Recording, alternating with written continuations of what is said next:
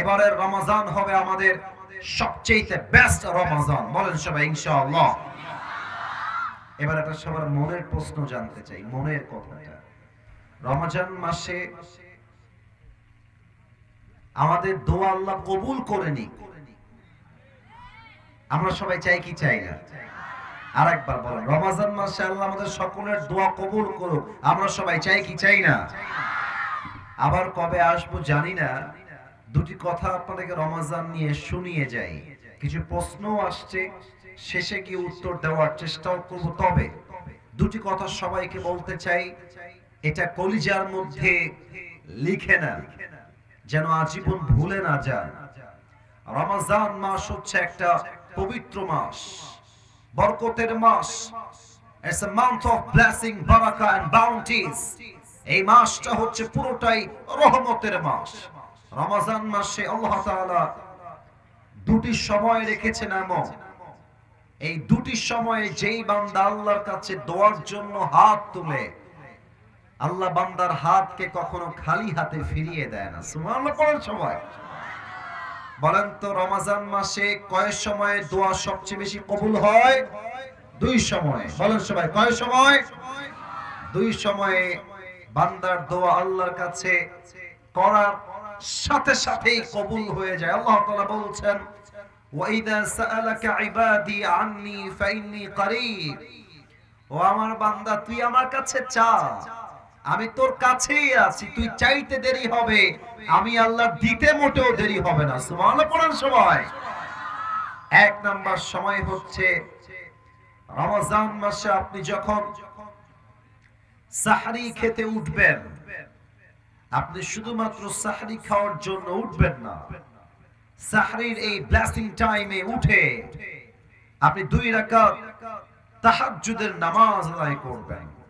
নামাজ যখন শেষ হয়ে যাবে, ইস্তিগফার পাঠ করবেন, এরপরে দুরূদ শরীফ পাঠ করবেন। এবার দুটি হাত আল্লাহর কাছে তুলবেন, আল্লাহর কাছে যা যা চাই, যা যা আপনার দরকার, যত অভাব আছে, যত কষ্ট আছে, যত অনটন আছে আপনার লাইফে, আপনি আল্লাহকে বলেন, আল্লাহ আমার এইটা চাই, আমার ওইটা চাই, ওইটা দরকার, এইটা লাগবে।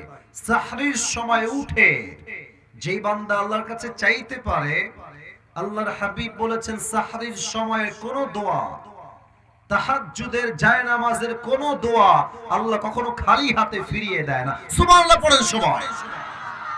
এক নাম্বার, সাহরির সময় সকলেই 2 হাত তুলে আল্লাহর কাছে দোয়া করবেন। 2 হচ্ছে ইফতারের সময়, এটা বড় বরকতের সময়, এটা বড় অসাধারণ সময়। আমরা ইফতারের সময় বসে বসে অনেকে টাইম দেখে সময় নষ্ট করি, অনেকে ফেসবুকে টাইম লস করি, অনেকে ইউটিউবে টাইম ওয়েস্ট করি। এটা বড় বরকতপূর্ণ সময়। ইফতার যখন সামনে থাকে, পেঁয়াজি, আলুর চপ, ডিমের চপ, খেজুর, শরবত, জুস যা আছে সব বান্দার সামনে হাজির থাকে। বান্দা চাইলে খাইতে পারে, বাট বান্দা হাত দিয়ে খায় না, চুপচাপ বসে থাকে। আল্লাহ তখন বলেন, ফেরেশতা, আমার বান্দার সামনে এত খাবার রাখা আছে, আমার বান্দা খায় না কেন? আমার বান্দা জুস খায় না কেন? আমার বান্দা পেঁয়াজি খায় না কেন? ও তো চাইলে খাইতে পারে। ফেরেশতা বলে, আল্লাহ তোমার সকল বান্দারা তোমার জন্য রোজা রেখেছে, ওরা টাইম না আসে পর্যন্ত একটা লোকমা জিনিস তার মুখে দিবে না। তখন আল্লাহ রহমতের দরিয়া জোশ খেলে ওঠে। আল্লাহ বলে, আমার বান্দা কি চায়? শোনো ফেরেশতা, আমার বান্দা এখন যা চাইবে আমি আল্লাহ তার প্রত্যেকটা চাওয়াই কবুল করে নেব। এত আস্তে সুবহানাল্লাহ পড়লে তো হবে না, বলেন সবাই জোরে সোরে সুবহানাল্লাহ। ইফতারের সময় বান্দার মনটা অনেক নরম থাকে, বান্দা ক্ষুধার্ত থাকে, বান্দা পিপাসিত থাকে, বান্দা আল্লাহকে ভয় করে চুপচাপ বসে থাকে। বান্দার দিল যখন নরম হয়ে যায়, বান্দা যখন ক্ষুধায় তৃষ্ণায় ছটফট করে, তাও পানি পান করে না, পেঁয়াজি মুখে দেয় না, আলুর চপ মুখে দেয় না, জাস্ট বিকজ অফ আল্লাহ সুবহানাহু ওয়া তাআলা। আল্লাহর জন্য কোনো কিছু শেখায় না। আল্লাহ বলছে, বান্দা ইফতারি নিয়ে আমার কাছে হাত তোল, যা চাবি আমি আল্লাহ তোকে তাই দান করে দিব। সুবহানাল্লাহ। অতএব রমজান মাস সামনে আসছে, আমরা এই দুটি সময়ে যেন দোয়া মিস না করি। সবাই বলেন আওয়াজ করে ইনশাআল্লাহ। আল্লাহ আমাদের সকলের দোয়াকে তুমি কবুল করে নিও। পড়েন সবাই আমিন।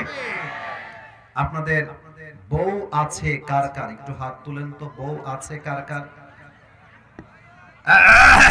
বউ আছে আপনাদের সবার, তাই না? আচ্ছা আচ্ছা, হাত নামান। এবার যারা হতভাগা, কপাল পোড়া, জীবনে বউটো কেউ নাই, তারা হাত তোলো সবাই। দেখেন স্যার, আপনারা হুজুর দেখেন, আপনাদের কারো বউ নাই? এ আমি বিশ্বাস করি না। আমি দোয়া করে দেই, মুরব্বীরা হাসবেন না, আপনারাই সব দায়ী এদের বিয়ে না হওয়ার জন্য। আব্বা বিয়ে দিতে আমাদের বিয়েটা হয়ে যায়। যুবক ভাইরা বলো, আমার আব্বা জান যারা এসেছেন একটু শোনেন, আমি দোয়া করছি, আপনারা একটু আমিন টামিন বললেন আমার সাথে। আমার যুবক ভাইদেরকে আল্লাহ সবাইকে নেককার দিনদার বউ দিয়ে দিক। পড়েন সবাই আমিন। যারা আমিন কয় নাই তারা কেউ বউ পাবে না। আরে মিয়া জোরে সোরে কোন সবাই মিলে আমিন। আমি এখনই তাফসীর শুরু করতে চাই, তবে তিনটা তাকবীর দেওয়া হবে। প্রথম তাকবীর দিবেন আমার প্রিয় বিবাহিত ভাই, আর দ্বিতীয় তাকবীর দিবেন আমার প্রিয় কলিজার টুকরা সিঙ্গেল ভাই।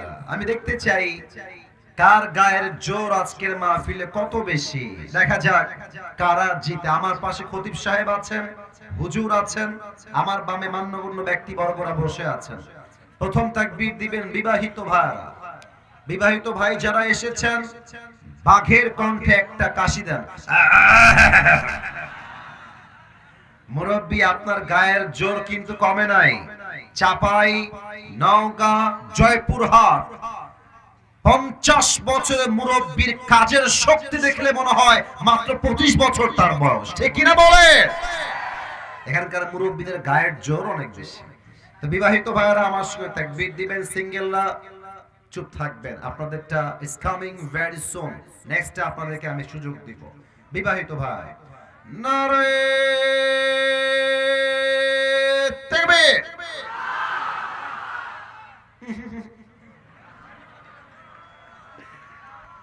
বেশি একটা আওয়াজ আসে নাই, তাই আমি ভালোবেসে বিবাহিতদেরকে আরেকবার সুযোগ দিতে চাই, যাতে আওয়াজটা আগের চাইতে বেটার পাই, ভালো পাই। বিবাহিত ভাই আরেকবার দেন দেখি, গায়ের সমস্ত শক্তিকে উজাড় করে নারে তাকবীর। হ্যাঁ, এবার ঠিক আছে, মোটামুটি মোটামুটি চলে। এবার আমার সিঙ্গেল ভাইদের পালা। সিঙ্গেল লাইটকে আসি দাও। আচ্ছা স্যার, আপনি নাম্বার দিয়েন, হুজুর আপনার নাম্বার দিন, আমি একটু গ্যাপে গেলাম। দেখা যাক কারা জিতে। সিঙ্গেল ভাইরা, it's time for the single people. Single ভাইরা নারে তাকবীর। বিবাহিত ভাইরা আমাকে মাফ করে দিন। সিঙ্গেল রাই আজকের মাহফিলে পাস করেছে তাকবীরের আওয়াজ। আচ্ছা, মুরব্বীও একমত, হুজুরও একমত, আমি চেহারা দেখে বুঝে গেছি। এবার আর কোনো ভেদাভেদ নাই, এবার সবাই মিলে তাকবীর দিব। তাকবীর শেষ, কোরআন থেকে আলোচনা শুরু হয়ে যাবে। আশা রাখবো তাকবীরটা এত জোরে হবে যে তাকবীরের ঠেলায় আমি আসিফ হুজুর স্টেজ ভেঙে উল্টে নিচের দিকে পড়ে যাব। দেখা যাক জয়পুরহাটের সন্তানরা কত জোরে আওয়াজে তাকবীর দিতে পারে। তবে হ্যাঁ, প্রত্যেকটা মিডিয়া আজকের মাহফিলটা রেকর্ড হচ্ছে। কালকে সকালে ঘুম থেকে উঠেই দেখবেন জয়পুরহাটের মাহফিল ইউটিউব, ফেসবুক সব জায়গায় ছড়িয়ে গিয়েছে। এটা আমি অহংকার নিয়ে বা শো অফের জন্য বলছি না। আমি চাই জয়পুরহাটের আজকের মাহফিল যে যেখান থেকে দেখবে সে যেন আপনাদের সাউন্ড শুনে বলতে বাধ্য হয়, জয়পুরহাটের সন্তানগুলো বিড়ালের বাচ্চা নয়, সব সিংহের বাচ্চাগুলো আমার সামনে বসে আছে। এরা নারে তাকবীর। আল কোরআনের আলো, আল হাদিসের আলো, কোরআন হাদিস যেখানে, আলেম ওলামা যেখানে, জয়পুরহাট বাসী যেখানে,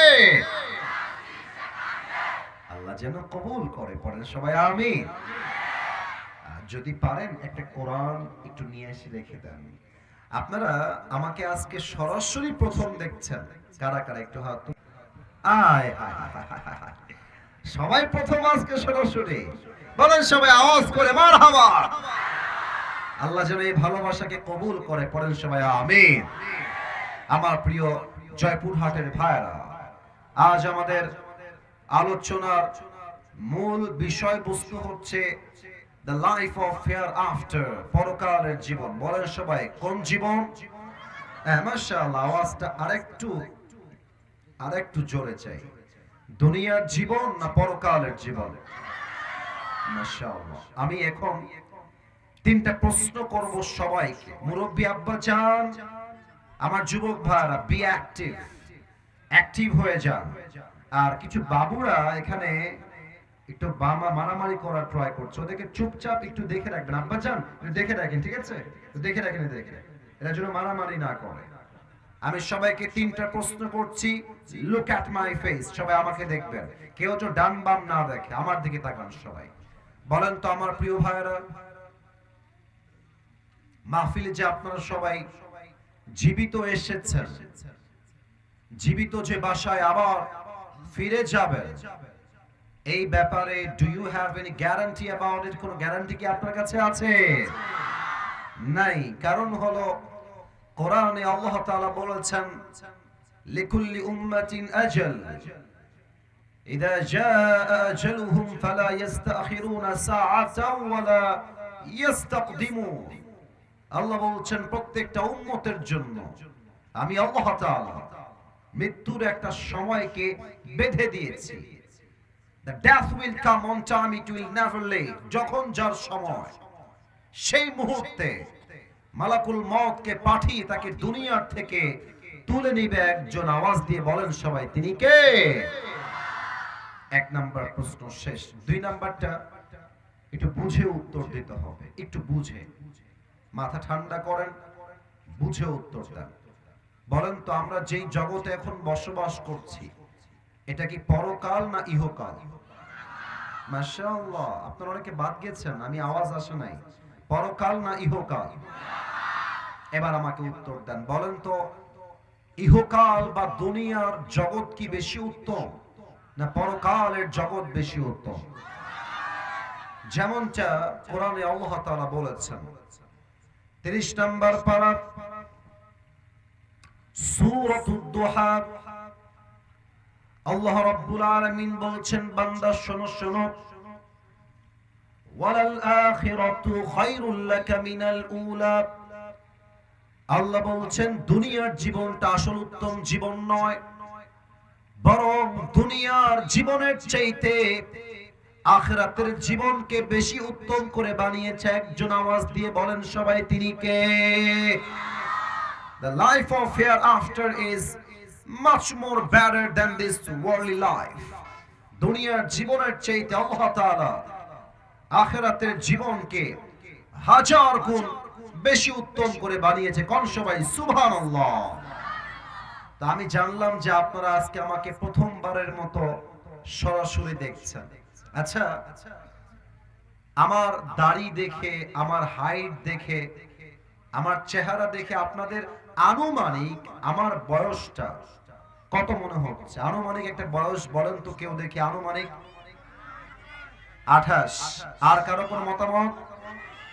আচ্ছা, আপনারা একটু বেশি বলেছেন 36 আমার বয়স না রে ভাই। আচ্ছা, আমি একটা প্রশ্ন করি সবাইকে, থামেন, স্টপ, লেট মি টক। আমি বলছি, এমন কোন মুরব্বী আব্বা জান কি আজকের মাহফিলে আছেন যে মুরব্বী আব্বা জানের বয়স 50 প্লাস? এমন কোন মুরব্বী থাকলে একটু হাত তুলবেন, বেয়াদবি নিবেন না। 1 2, আমার আব্বা জান 3 4 5, মাশাআল্লাহ, আনলিমিটেড অসংখ্য মুরব্বী আছেন, হাত নামান। এবার একটা কোরআন থেকে প্রশ্ন করছি, উত্তর দেন।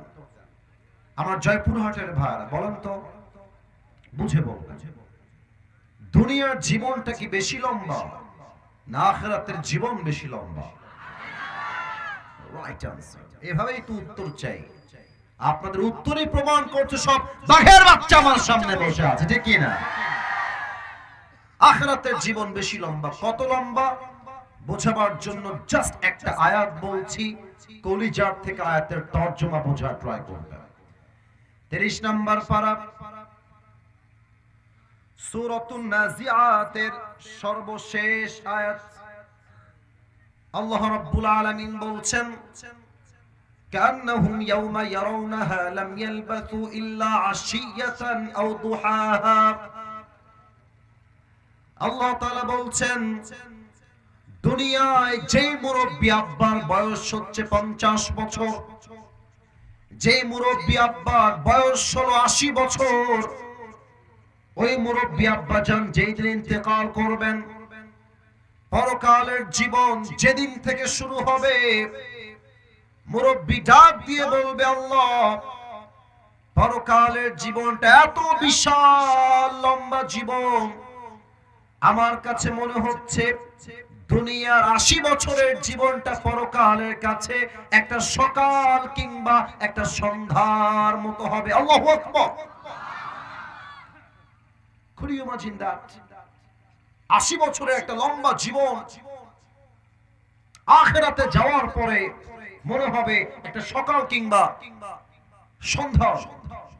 কতটা লম্বা জীবন রে ভাই পরকালের জীবন, কতটা লম্বা জীবন রে ভাই কবরের জীবন। Just try to feel it. একটু ভাবেন না। আমি সবাইকে একটা আবদার করবো এই মুহূর্তে, বামে যারা এসেছেন, ডানে যারা এসেছেন, সামনে এবং এই পাশে যারা আছেন, সবার কাছে this is my humble request, বিনয়ের সাথে আবদার রাখবো, এই দুইটা চোখ সবাইকে 5 সেকেন্ডের জন্য বন্ধ করতে হবে। এখনই বন্ধ করবেন না, স্টপ, থামেন। আগে বলি কেন বন্ধ করবেন, তারপর সবাই দুই চোখ বন্ধ করবেন। আমি আসিফ এই স্টেজে এই চেয়ারে বসে কথা বলার মতো কোনো যোগ্যতা আমার বিশ্বাসে আমি রাখি না। আমার আল্লাহর রহমত, আব্বা আম্মার দোয়া, উস্তাদের দোয়া, আমার কলিজার টুকরা মাথার তাজ মুরব্বীদের দোয়া আমাকে এই চেয়ারে বসার সুযোগ দিয়েছে। আমার কোনো যোগ্যতা এখানে নাই। আমি অধম।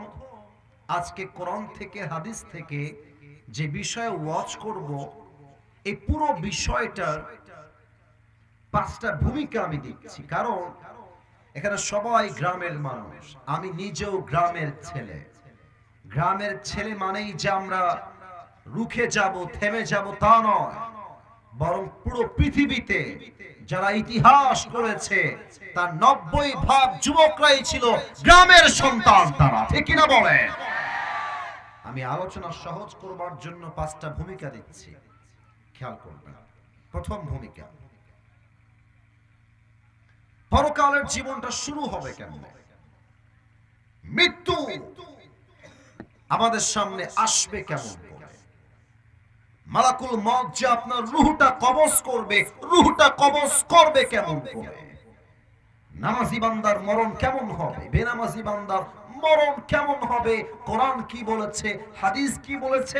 1 নম্বরে আমরা জানবো। 1 নম্বর। নাম্বার 2, আজীবন আমরা ওয়াজে শুনেছি কবরের জীবন, কবর কবর কবর কবর। আজকে আমরা জানবো কবরের প্রথম রাত কেমন হবে। লাশ যখন কবরে রাখা হবে তখন কি ঘটবে, ফেরেশতা কি করবে, এটা আমরা আজকে জানবো। এরপরে আমরা 3টা বিষয়কে ইন্ডিভিজুয়ালি হাইলাইট করব। মোট 3টা বিষয়। 1, দুনিয়ার জীবনটা শেষ মানেই শেষ নয়, বরং মৃত্যুর পরে আপনাকে আপনার রূহটা দিয়ে আবার জীবিত করবে একজন। আওয়াজ দিয়ে বলেন সবাই, তিনি কে? 2, আজীবন শুনেছি হিসাব, হিসাব দিবস, কিয়ামত, কিয়ামত, কিয়ামত। আজকে আমরা জানবো সে কিয়ামতটা কায়েম হবে কেমন, হিসাব দিবসে হিসাব হবে কেমন, এটা আমরা জানবো। এবং সর্বশেষ আমরা জানবো একদল যাবে জান্নাতে আর একদল যাবে জাহান্নামে। জান্নাতীরা জান্নাতে যাবে কেন, জাহান্নামীরা জাহান্নামে যাবে কেন? আজকে এই 5টা ভূমিকায় পুরো ওয়াজ হবে। আমরা সবাই আছি তো? এটা বাঘের বাচ্চার সাউন্ড হয় না, বলেন সবাই আছি তো ইনশাআল্লাহ। তাহলে আমি আমার চোখ বন্ধ করছি, আপনারা সবাই চোখ বন্ধ করেন। I have already closed my eyes. আমার চোখটা অলরেডি বন্ধ করে ফেলেছি। আমার বিশ্বাস জয়পুরহাটের কোনো মানুষ বেঈমান নয়। সবাই কথায় এক, কাজেও এক। আপনারা ওয়াদা দিয়েছেন, আমার কথা আপনারা রাখবেন। চোখ বন্ধ যদি সবার হয়ে যায়, মেহেরবানি করে মাথাটা এবার সবাই নিচু করবেন।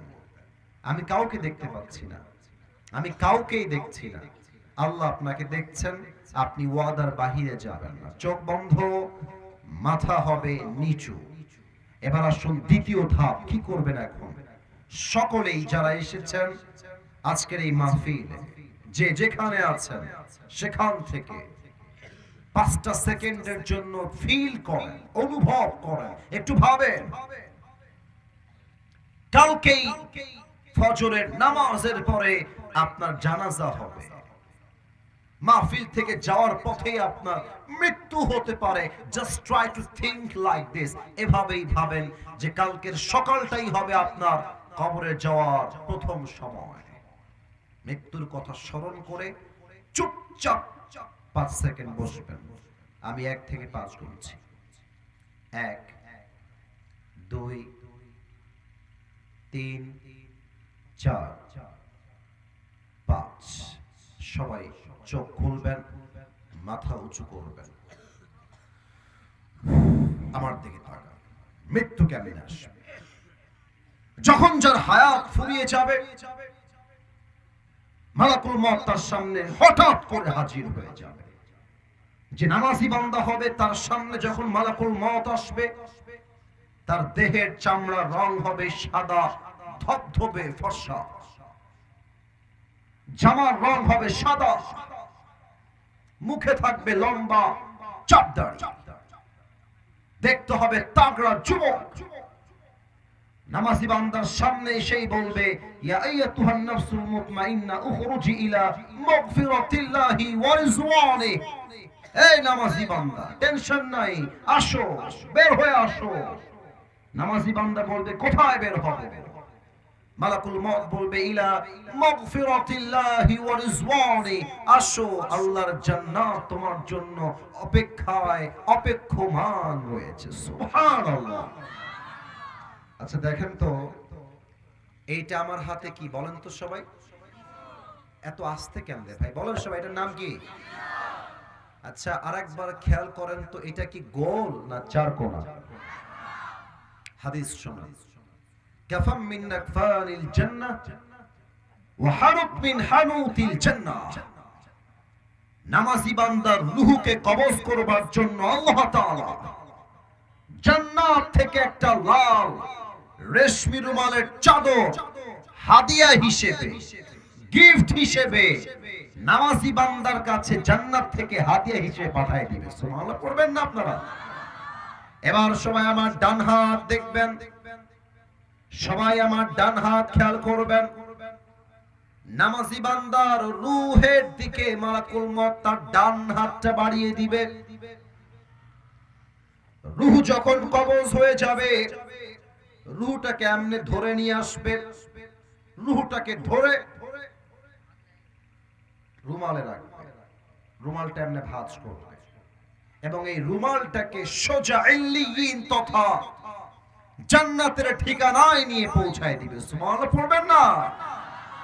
This is the death of people, those who perform the salah. এটাই হচ্ছে নামাজি বান্দার মরণ।